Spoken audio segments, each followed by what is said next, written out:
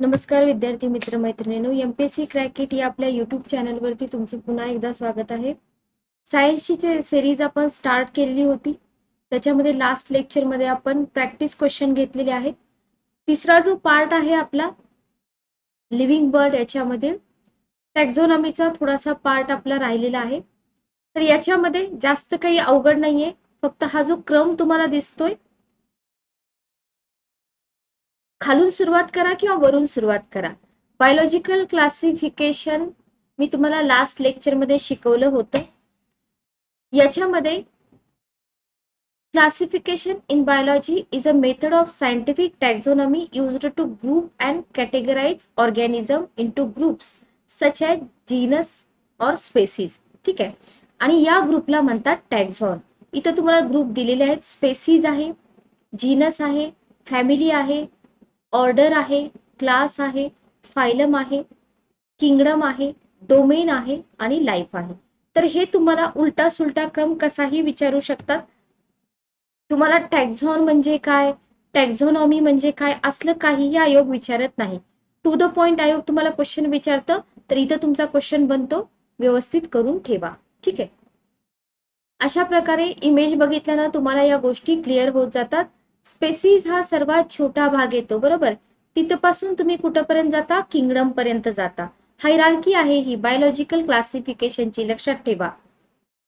इथं तुम्हाला Ernst हॅकल, Robert Whittaker आणि कार्ल लुईस हे 4 लोक दिसतात. ठीक आहे, 3 लोक दिसतात, सॉरी.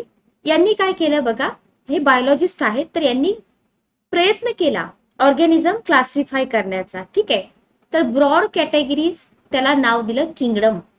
आता आपल्याला 2 किंगडम, 3 किंगडम आणि 5 किंगडम क्लासिफिकेशन बघायचं आहे. त्यातल्या त्यात आपल्याला 5 किंगडम क्लासिफिकेशन वरती क्वेश्चन विचारले जातात. मग अर्न्स्ट हॅकल यांनी 2 किंगडम क्लासिफिकेशन दिलं का 3 किंगडम दिलं, रॉबर्ट विटाकर यांनी काय दिलं, किंवा कार्ल लुईस यांनी किती प्रकारचे दिलं, हे आपण आता इथं अभ्यासणार आहोत. तर इथं तुम्हाला हायरार्की ऑफ क्लासिफिकेशन ग्रुप दिसत आहे. 7 चीप ग्रुप्स आहेत. जसं पाठीमागं आपण बघितलं की नाही, तसंच तुम्हाला इथं पण लक्षात ठेवायचं आहे. इथं पण सुरुवात होते स्पेसीज पासून, genus, family, order, class, phylum oblique division. आता हे फायलम ऑब्लिक डिव्हिजन का दिले ते आपण पुढे बघूया. ॲनिमल किंगडम मध्ये इथं काही फरक येतो का, ओके, आणि किंगडम. तर ही पण हायरार्की लक्षात ठेवा. इथं पण तुम्हाला फक्त क्रम लावा असाच क्वेश्चन येतो. तुम्हाला असं स्पेसिफिक विचारणार नाहीत की स्पेसीज म्हणजे काय, जीनस म्हणजे काय, फॅमिली म्हणजे काय, अजिबात नाही. तुम्हाला आयोगाला विचारण्यासारखं मटेरियल भरपूर आहे. पुढे जाऊन आपल्याला 5 किंगडम अभ्यासायचे आहेत. किंगडम मोनेरा आपण आजच अभ्यासणार आहोत. 11 स्टँडर्ड एनसीईआरटी आपण इथं बघतोय. तर किंगडम म्हणजे काय बघा, याच्यामधला सर्वात वरचा ग्रुप किंगडम. याच्यामध्ये तुम्हाला एक लार्जेस्ट युनिट म्हणू शकता तुम्ही याला बायोलॉजिकल क्लासिफिकेशनचं. Kingdom is the largest unit of biological classification. याच्यामध्ये तुम्हाला Animalia kingdom, Monera kingdom, Protista kingdom, Fungi kingdom आणि प्लांटी किंगडम दिसून येतं. ठीक आहे, तर लार्जेस्ट युनिट आहे बायोलॉजिकल क्लासिफिकेशनचं. In the animal kingdom the term phylum, मी आत्ताच तुम्हाला बोलले होते की द फायलम ऑब्लिक डिव्हिजन का दिलेला आहे, तर ॲनिमल किंगडम मध्ये फायलम ही टर्म यूज केली जाते इन्स्टेड ऑफ डिव्हिजन. तर ॲनिमल किंगडम मध्ये जर तुम्ही बघितलं ना, तर इथं फायलम ही टर्म यूज केली जाते. कोणती, फायलम. आणि याच्यामध्ये प्लांट किंगडम मध्ये डिव्हिजन, हे लक्षात ठेवा. तरी पण एवढे छोटे छोटे पॉइंट्स तुम्हाला लोकसेवा आयोग विचारत नाही, पण डिफरन्स आपल्याला माहित असावा. आणि शेवटची याच्यातली स्पेसीज. ठीक आहे, तर स्पेसीज म्हणजे काय, हे बेसिक युनिट आहे. लार्जेस्ट युनिट आणि बेसिक युनिट दोन्ही लक्षात ठेवा. याच्यामध्ये members of species can breed with one another. इथं तुम्हाला दिसत आहेत, बघून घ्या. And growing up the young ones look very much like the parents, बरोबर. तर जे यंग असतं ते पॅरेंट सारखं दिसतं. ठीक आहे, no two species in a genus have the same scientific name. हे आपण बघितलेलं आहे पाठीमागच्या लेक्चरमध्ये. बायनोमियल नॉमेनक्लेचर आपण बघत होतो, तिथं आपण हे सगळं बघितलेलं आहे. ठीक आहे, याच्यामध्ये तुम्हाला 7 लेवल्सचे आपण बघितलेले आहे टॅक्झॉनॉमिक क्लासिफिकेशनच्या. म्हणजे या ज्या 7 लेवल्स तुम्हाला दिलेल्या आहेत, एकतर या 7 लेवल्सचा तुम्हाला क्रम विचारला जाऊ शकतो किंवा तुम्हाला 7 लेवल्स मध्ये एखादं एक्झाम्पल विचारलं जाऊ शकतं. तर डॉग, इथं मी तुम्हाला एक्झाम्पल डॉगचं घेतलेलं आहे. किंगडम कोणता आहे? ॲनिमलिया. डॉग हा ॲनिमलिया किंगडम मध्ये येतो. फायलम कोणता आहे? कोर्डॅटा. क्लास कोणता आहे? मॅमलिया. ऑर्डर कार्निओरा. फॅमिली कॅन्डी आणि जीनस कॅनिस आणि स्पेसिस फॅमिलॅरिज. बरोबर. तर हे फक्त डॉगचे एक्झाम्पल आहे. असे तुम्हाला होमोसेपियन्स मानवाबद्दल मिळतात, बरेच एक्झाम्पल मिळून जातात. पण आतापर्यंत आयोगाने टॅक्झॉनॉमिक क्लासिफिकेशन वरती क्वेश्चन जास्त विचारलेले नाही. तुम्हाला डायरेक्ट पुढचा जो तुमचा टॉपिक स्टार्ट होतो ना, दुसरा क्लासिफिकेशन, तर त्याच्यावरती आयोगाने जास्त क्वेश्चन विचारले. तरी पण आपल्याला हे 7 लेवल्स समजण्यासाठी आपण हे डॉगचं एक्झाम्पल घेतलेलं आहे, लक्षात ठेवा. आता इथून आपली स्टार्ट होते क्लासिफिकेशन.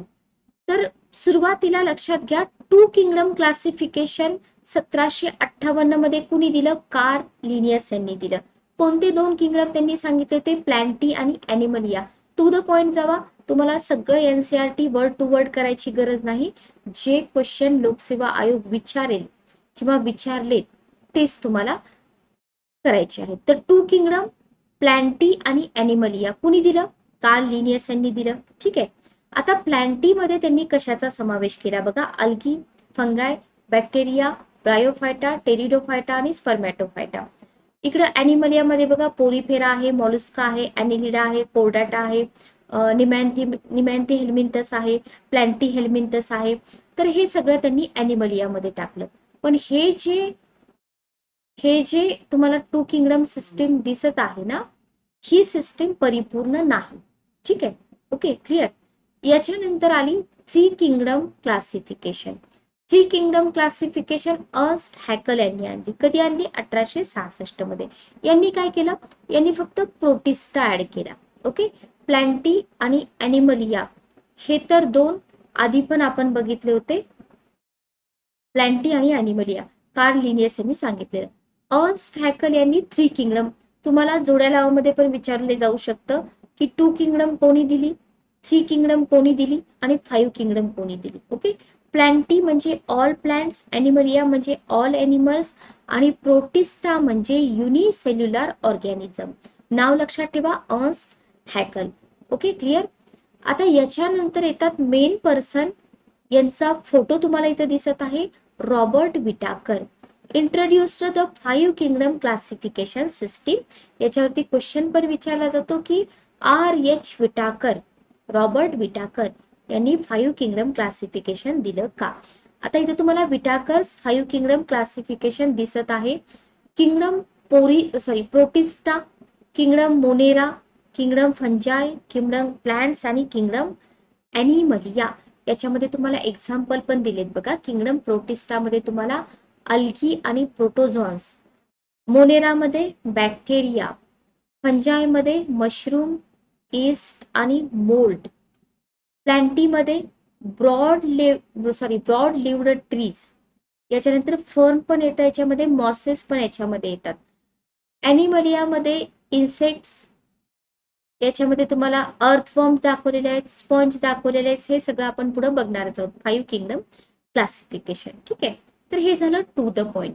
आता इथे तुम्हाला एक चार्ट दिसत आहे. हा चार्ट एनसीईआरटी मध्ये जसा आहे तसाच आपण घेतलेला आहे. इथे तुम्हाला प्रॉपर्टी दिसत आहे, इथे तुम्हाला किंगडम दिसत आहे, मोनेरा, प्रोटिस्टा, फंजाय, प्लॅन्टी आणि ॲनिमलिया. आता हा जो चार्ट आहे ना, हा चार्ट आपण हे 5 किंगडम शिकवल्यानंतर पण देऊ शकतो. ठीक आहे. तर आपण काय करूया, हा चार्ट आता बाजूला ठेवूया आणि सुरुवातीला आपण मोनेरा किंगडमचा अभ्यास करूया. आणि मोनेरा किंगडमचा अभ्यास केल्यानंतर आपण बघूया इथं जे nucleus, cell organisation, cell wall, nutritional class, mode of nutrition आणि एक्झाम्पल, असं करत आपण एक एक कंप्लीट करूया. Okay, clear. तर इथे तुम्हाला किंगडम मोनेरा काही इमेजेस दिसत आहेत. तर किंगडम मोनेरा बद्दल जर बोलायचं झालं तर किंगडम मोनेरा मध्ये तुम्हाला क्वेश्चन आतापर्यंत आयोगाने भरपूर विचारलेले आहेत. ठीक आहे, मराठी इन्फॉर्मेशन तुम्हाला कमी मिळते पण तुम्हाला बायलिंग्वल जावं लागतं. कारण का कधी कधी आयोग मराठी शब्द न वापरता इंग्रजी शब्द वापरतं. ओके, त्याच्यामुळे आपण बायलँग्वेज नोट्स पण देत आहोत आणि शब्द पण आपण तसेच बघणार आहोत. तर सजीवांच्या पंचसृष्टीपैकी म्हणजे 5 किंगडम क्लासिफिकेशन पैकी एक किंगडम म्हणजे मोनेरा. ठीक आहे, याच्यामध्ये आधी केंद्रकी व एक पेशीय सजीवांचा समावेश होतो. इथं बनतो तुमचा क्वेश्चन की मोनेरा किंगडम मध्ये आधी केंद्रकी आणि एक पेशीय सजीवांचा समावेश होतो का? होतो. या सजीवांना काय म्हणतात? जीवाणू म्हणजे बॅक्टेरिया म्हणतात. आता आपण बघितलं होतं बरोबर. तर समजा आयोगाने तुम्हाला असं दिलं की मोनेरा किंगडम मध्ये जीवाणूंचा समावेश होतो. तुम्ही म्हणाल की मॅडम तुम्ही तर बॅक्टेरिया सांगितलं. आयोग तुम्हाला मराठी इंग्रजी दोन्ही देऊ शकते, लक्षात ठेवा. ठीक आहे, 1866 मध्ये अर्न्स्ट हॅकल या वैज्ञानिकाने मोनेरा ही संज्ञा वापरली. विचारतात असले पॉइंट 2020च्या पेपरमध्ये पण असे पॉइंट तुम्हाला विचारले होते. आता हे जे बॅक्टेरिया आहेत ना, हे सूक्ष्मदर्शी आहेत. पृथ्वीवर सर्वत्र आहेत, सजीवांच्या शरीरात सुद्धा आहेत. Okay, clear. निसर्गामध्ये जर तुम्ही बघितलं, गरम पाण्याचे झरे, समुद्र तळामध्ये असलेले ज्वालामुखीची उगमस्थानं, आम्लीय मातीमध्ये, बर्फाखाली, वाळवंटात, अशा प्रतिकूल परिस्थितीमध्ये सुद्धा तुम्हाला हे दिसून येतं. ठीक आहे, प्रतिकूल परिस्थितीमध्ये सुद्धा तुम्हाला बॅक्टेरिया दिसून येतात, लक्षात ठेवा. Okay, clear. जीवाणू हे एकपेशीय सजीव असून त्यांच्यामध्ये पेशीपटल, पेशीभित्तिका आणि संपुटिका असे स्तर आतून बाहेर या क्रमाने असतात. पुढे आपण डायग्राम बघणारच आहोत. ठीक आहे, तुम्हाला मी डायग्राम पण दाखवते. इथं बघा, इथं तुम्हाला सेल वॉल दिसत आहे बरोबर. इथं तुम्हाला प्लाझ्मा मेम्ब्रेन दिसत आहे, हा वाला बघा प्लाझ्मा मेम्ब्रेन दिसत आहे. इथं तुम्हाला सायटोप्लाझम दिसत आहे, न्यूक्लिऑइड डीएनए दिसत आहे, कॅप्सूल दिसत आहे बरोबर, रायबोसोम्स दिसत आहे, फ्लॅजेलम दिसत आहे. ठीक आहे, काय दिसत नाही ते फक्त आपण आता बघूया. तर आपण काय बघितलं? पेशीपटल, पेशीभित्तिका आणि संपुटिका असे स्तर आतून बाहेर असतात. ठीक आहे, जीवाणूमध्ये केंद्र प्राथमिक स्वरूपाचा असून त्याला केंद्रकाभ असं म्हणतात. Okay, clear. कसं असतं? प्रायमरी स्वरूपाचं असतं. अन्य सृष्टी जर तुम्ही बघितल्या किंवा अन्य किंगडम जर तुम्ही बघितले तर सजीवांच्या पेशीतील केंद्रकाभोवती पटल असल्यामुळं त्यांच्यामध्ये न्यूक्लियस म्हणा, केंद्रक स्पष्ट दिसतं. पण याच्यामध्ये स्पष्ट दिसतोय का? पुन्हा एकदा बघा, केंद्रक स्पष्ट दिसतोय तुम्हाला? न्यूक्लिऑइड म्हटलंय, इथं न्यूक्लियस म्हटलंय का? नाही. तर न्यूक्लियस इथं स्पष्ट दिसत नाही. ठीक आहे, ओके, क्लिअर. चला पुढचा पॉइंट आपण बघूया. मात्र जीवाणूंच्या केंद्रकाभोवती असं पटल नसतं. म्हणजे इतर किंगडम मध्ये तुम्हाला न्यूक्लियस भोवती एक पटल दिसेल, त्याच्यामुळे न्यूक्लियस क्लिअर दिसतो. पण या किंगडम मध्ये तुम्हाला असं दिसून येत नाही. त्यांच्या पेशीमध्ये अंगठीच्या वेटुळाच्या आकाराचे डीएनए, आताच तुम्हाला मी दाखवलं, त्याला न्यूक्लिऑइड्स म्हणतात. बघून घ्या आणखी एकदा. हे बघा, वेटुळाच्या आकाराचे दिसतात डीएनए. ठीक आहे, तर हे सगळं आपल्याला मराठीमध्ये सुद्धा दिलेलं आहे. डीएनए डीऑक्सिरायबोन्यूक्लिक आम्ल रेणूपासून तयार झाले एकच गुणसूत्र असते. व्हेरी इम्पॉर्टंट, एकच गुणसूत्र असते. ओके, इथपर्यंत क्लिअर झालं सर्वांना? जीवाणूमध्ये पेशी द्रव्यात डीएनए रेणू अनियमितपणे विखुरलेले असतात. पुन्हा एकदा डायग्राम कडे जाऊया आपण. बघा, डायग्राम मध्ये तुम्हाला दिलंय, हा सायटोप्लाझम आहे. सायटोप्लाझम मध्ये हे अनियमितपणे विखुरलेले. Okay, clear. पुढचा पॉइंट काय आहे बघा. तसेच पेशी द्रव्यामध्ये रायबोसोम, मिझोझोम्स आणि प्लाझमिड ही पेशी अंगके असून यांना सुद्धा पटल नसतं. आता या डायग्राम मध्ये तुम्हाला सगळीच रायबोझोम्स इथे तुम्हाला दाखवलेत बघा. यांना पटल आहे का? नाही. इथे तुम्हाला मिझोझोम्स वगैरे दाखवलेले नाहीयेत, पण रायबोझोम्स दाखवलेत. मिझोझोम्स पण असतात, पण त्यांना पटल नसतं, लक्षात ठेवा. ठीक आहे, प्लाझमिड्स पण असतात याच्यामध्ये. ओके, आता याच्यामध्ये तुम्हाला तंतुकणिका दिसत नाहीत, गॉल्गी कॉम्प्लेक्स दिसतात का, दिसत नाहीत, हे याच्यामध्ये नसतं, लक्षात ठेवा. ओके. काही जीवाणूंमध्ये हरितद्रव्ये असतात, याला आयएमपी करा. काही जीवाणूंमध्ये तुम्हाला हरितद्रव्ये दिसून येतील. ठीक आहे. याच्याशिवाय पेशी द्रव्यामध्ये कुटिका असून त्यामध्ये बहुशर्करा म्हणजे ग्लायकोजन, नायट्रोजन, सल्फर इत्यादी पदार्थ साठवलेले असतात. ठीक आहे. तर लक्षात काय ठेवायचंय, पेशी द्रव्यामध्ये तुम्हाला ग्लायकोजन आणि नायट्रोजन, सल्फर पदार्थ साठवलेले मिळतात. हालचालीसाठी फ्लॅजेला आत्ताच आपण बघितलेला आहे, आणि पिली, इथं बघा, हे आहेत पिलस आणि हे आहे फ्लॅजेलम. हे एवढं मोठं जे दिसतंय ना हालचालीसाठी, हे आहे फ्लॅजेलम, आणि हे पिली आहेत ना, पिलस किंवा पिली, हे पण हालचालीसाठीच असतात. Okay, clear. मराठीमध्ये याला कक्षाविका आणि जलरिका म्हणतात, अवघड आहे. त्यांच्यामध्ये ऑक्सी श्वसन, विनॉक्सी श्वसन आणि ऑक्सी विनॉक्सी श्वसन घडून येते. लक्षात ठेवा, हा जो वर्ग आहे, हा जो किंगडम आहे मोनेरा, याच्यामध्ये ऑक्सी श्वसन, विनॉक्सी श्वसन, ऑक्सी विनॉक्सी श्वसन घडून येतं. ठीक आहे. याच्यामध्ये फर्टिलायझेशन कसं होतं, प्रजनन कसं होतं, अलैंगिक पण होतं आणि लैंगिक पण होतं. लक्षात ठेवा, असले पॉइंट आयोग विचार. याच्यामध्ये प्रजनन अलैंगिक पण होतं आणि लैंगिक पण होतं. आय होप तुम्हाला इथपर्यंत सगळी वैशिष्ट्ये समजलेली असतील. आता तुम्हाला इथून पुढे मोनेरा सृष्टीचं वर्गीकरण करायचं. फाईव्ह किंगडम क्लासिफिकेशन मध्ये मोनेरा किंगडमचं आपण करतोय वर्गीकरण. आर्किबॅक्टेरिया आणि यू बॅक्टेरिया. पुन्हा एकदा रिपीट करते मी, आर्किबॅक्टेरिया आणि यू बॅक्टेरिया या दोन संघामध्ये वर्गीकरण केलं जातं. ठीक आहे. आता हा जो संघ आर्किबॅक्टेरिया आहे, यांना काय म्हणतात, आदी जीवाणू म्हणतात किंवा आद्य जीवाणू म्हणतात. इथं बनतो तुमचा क्वेश्चन. आता काय होतं, मुलांना आर्किबॅक्टेरिया कशामध्ये येतात तेच माहित होतं. तर आर्किबॅक्टेरिया मोनेराचा एक संघ आहे. ओके. ते प्रतिकूल परिस्थितीमध्ये वाढतात. तसं बघितलं तर मोनेरा किंगडमच प्रतिकूल परिस्थितीमध्ये वाढतो, बरोबर. पेशीभित्तिका लवचिक असते.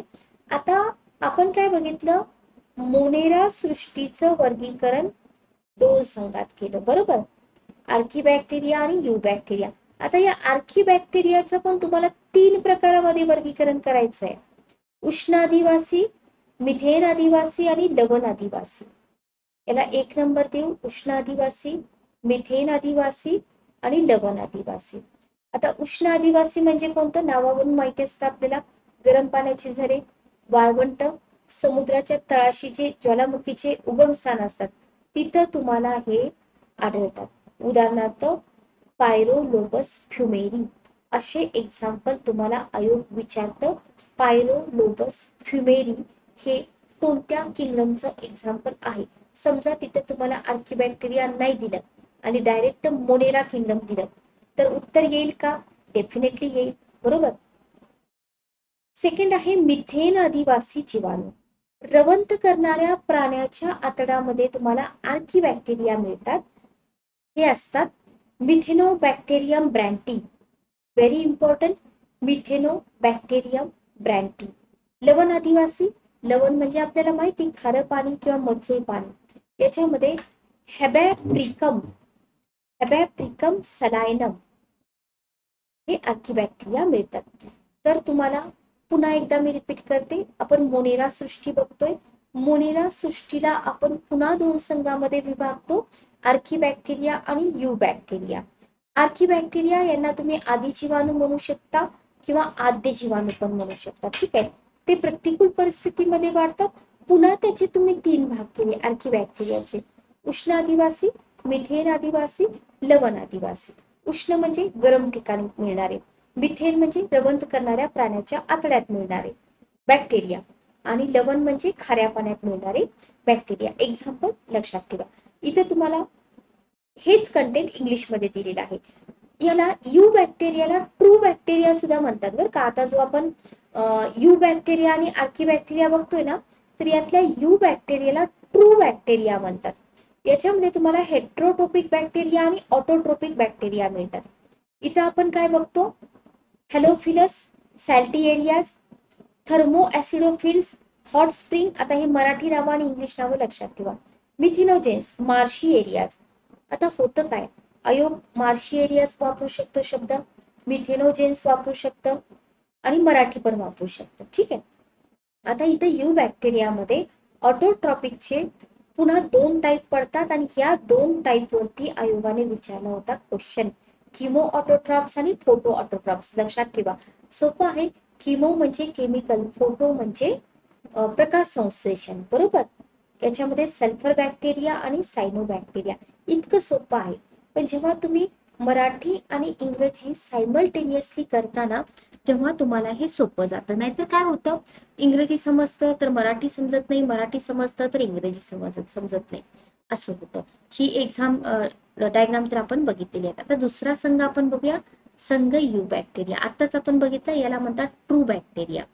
निसर्गात सगळीकडे वाढतात, पेशीभित्तिका दृढ असते, पोषण, आकार आणि रंजक द्रव्य चाचण्या प्रतिसाद याच्याहून याचे प्रकार केले जातात. जसं तुम्हाला आर्किबॅक्टेरियाचे 3 प्रकार सांगितले, तसं यू बॅक्टेरियाचे आपण इथं बघितले की नाही प्रकार, हेट्रोट्रॉपिक आणि ऑटोट्रॉपिक. ठीक आहे.